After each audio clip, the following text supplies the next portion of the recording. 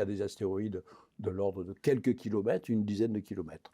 Bien, voilà. Eh bien, depuis aujourd'hui, pourquoi on en est à plusieurs dizaines de millions d'astéroïdes qui sont détectés aujourd'hui par des programmes de surveillance, y compris des astéroïdes d'à peine quelques mètres de diamètre? C'est parce que justement, on a pris conscience d'un danger potentiel et il y a eu une accélération extraordinaire dans les moyens observationnels de surveiller tous ces astéroïdes géocroiseurs. Alors j'en reviens maintenant à ces risques. Donc il y a une échelle de Turing qui est graduée de 0 à 10. Alors 10, c'est ce qu'on appelle le killer astéroïde, l'astéroïde tueur, qui serait capable de faire une extinction massive d'espèces à l'échelle de la planète. Comme vous le savez, la Terre a déjà connu ce genre de phénomène, très probablement déjà pour la dernière extinction massive en date, il y a 65 millions d'années, à l'époque donc de la disparition des dinosaures et plus généralement de 70% des espèces vivantes sur Terre, avec donc la découverte de cratères d'impact qu'on appelle Chicxulub au fond du golfe du Mexique, et toutes les caractéristiques prédites par la théorie,